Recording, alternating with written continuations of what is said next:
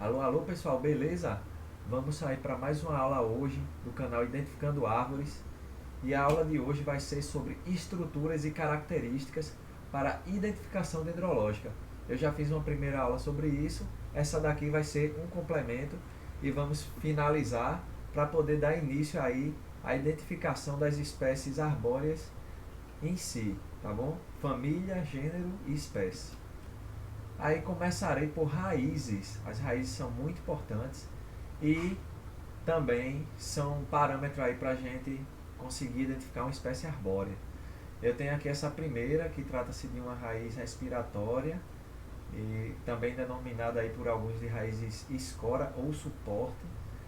Essas raízes aí, elas possuem essa estrutura aí acima do solo, pois elas ficam em áreas alagáveis aí e precisam de estar em contato com o ar também, pois ficam em maré, a água sobe e desce, e quando elas estão em contato com o ar, há a troca gasosa aí, né? No caso aí elas absorvem oxigênio. Elas são mais encontradas em espécies de manguezal. E aqui temos os pneumatóforos, que são raízes também encontradas em manguezais. Elas são projetadas aí para cima, né, de dentro do solo para cima, para justamente também absorver oxigênio, devido à falta de concentração de oxigênio em áreas alagáveis. Aqui são raízes superficiais, que são comuns aí, bem fáceis de ser vistas. Aqui são raízes superficiais, que são bem comuns, fáceis de serem vistas e é as que causam mais problemas aí na parte de arborização urbana, tá bom? Aqui são raízes aéreas, que são essas encontradas muito aí em ficus elástica principalmente. E quando eu era criança, todo mundo já pegou uma dessa para brincar de Tarzan, né? Ela tem a função aqui de absorver nutrientes do solo diretamente para a parte superior aí da espécie, do espécime arbóreo, tá bom? E essas são expansões tabulares, que alguns aí consideram como expansões das raízes, mas elas são expansões do caule, né? Elas também fazem aqui, finalizando parte das raízes, são denominadas aí sapopemas. No caso aqui eu trouxe elas porque muitos autores consideram ainda como expansões de raízes, tá bom? Então eu trouxe essas sapopemas aí pra gente também saber o que é e aprender a identificar a partir delas. Outra estrutura aí que a gente também pode observar é o caule, que eu já falei em outra aula também. Essas características aqui do caule, denominado aqui como anéis de crescimento. Algumas espécies são bem fáceis de observar esses anéis de crescimento e por causa disso fica mais fácil a identificação. Geralmente coníferas, que são espécies aí que posteriormente eu também vou falar, e a gente pode diferenciar aqui os anéis de crescimento, que os anéis aqui geralmente servem para dizer a idade da árvore. A gente pode identificar uma espécie que possui anéis de crescimento de outras que não possuem. Começa daqui de baixo, tá vendo? Essa daqui é uma espécie que possui bem característica aqui o cerne e o alburno, que é essa parte marrom, cerne e alburno, conforme está dizendo aqui em cima. E essa característica de um cerne mais escuro e o alburno mais claro também é parâmetro para identificação de espécies arbóreas. Da mesma forma aqui a gente tem outro, ó, tá vendo que já não tem o cerne tão definido, é mais central, e aqui o alburno é maior e quase da mesma coloração aqui, ficando pouca coisa aqui para você conseguir discernir um do outro. Mas também faz diferença da identificação de árvores. E também a casca interna e a casca externa, como já falei também na outra aula, que se chama de ritidoma. Aqui eu trouxe uma espécie bem característica que possui um ritidoma brilhoso e marrom, e depois de algum tempo esse ritidoma começa a cair e a casca interna aqui é de outra coloração, então ela muda totalmente a cor dela e continua sendo a mesma espécie, mas isso é uma característica dessa espécie que a gente em campo pode visualizar. Essa daqui se chama o palmulado, Calicófilos proceano, e é uma espécie nativa de Mata Atlântica. Copa também eu já comecei a falar em outra aula aí sobre ela. É uma estrutura também de muita importância na identificação, que apenas você só vendo a espécie de longe já consegue identificar pela copa. Eu trouxe aí a diferença quanto à divisão e também quanto à densidade das copas. A primeira aqui trata-se de uma simples, a segunda de uma múltipla e a terceira de uma estratificada. Então a gente só pelo nome já vê. Uma simples tem uma copa só, definida. A múltipla são várias subcopas aqui pequenininhas que formam uma copa como um todo. E a estratificada são estratos de copa que formam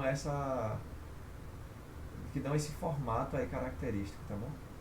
Quanto à densidade, a gente tem aqui a densifoliada, que não permite muito bem visualizar o outro lado. A gente vê que é bem fechado. A paucifoliada, que é uma mais livre, que permite com que a gente, olhando, veja o outro lado da árvore, no caso, através da copa. E a intermediária é um meio termo aí entre as duas, conforme o nome já está dizendo. Trouxe aqui uns exemplos.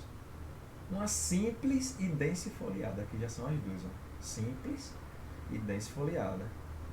Aqui, uma múltipla, ó. Aqui tem uma, tá vendo? Uma subcopa aqui, outra subcopa aqui.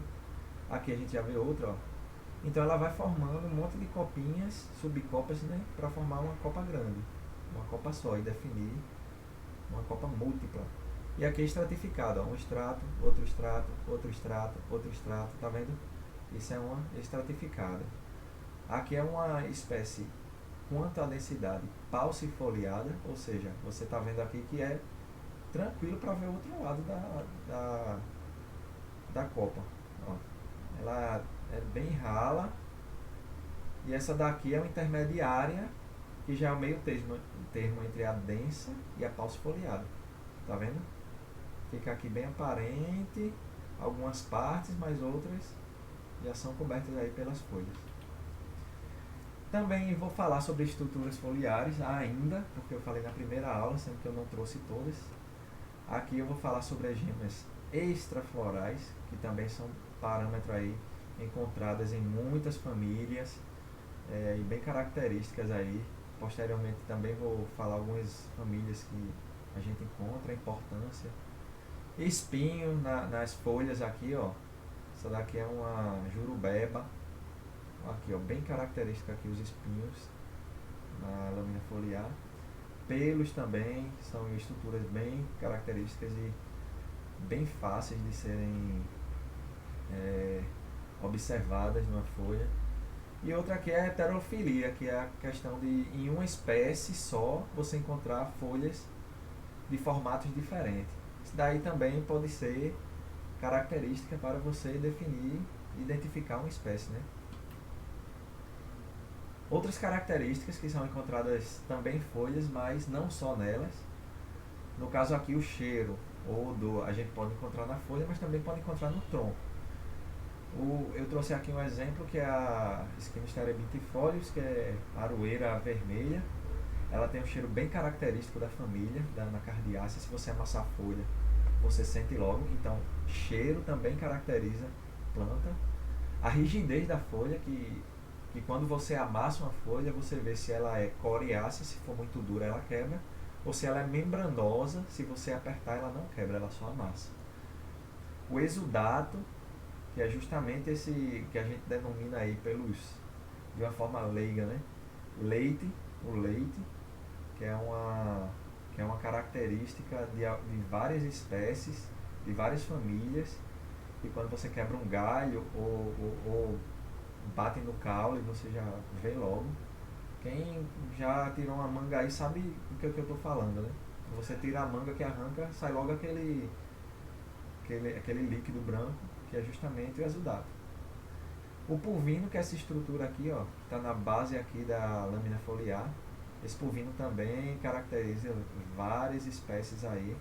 Ele serve para facilitar a movimentação da estrutura aqui, pode estar no meio do pecíolo ou na base aqui da lâmina foliar. E a cor também é importante, para quem já sabe aí, essa daqui é a mangueira, ó.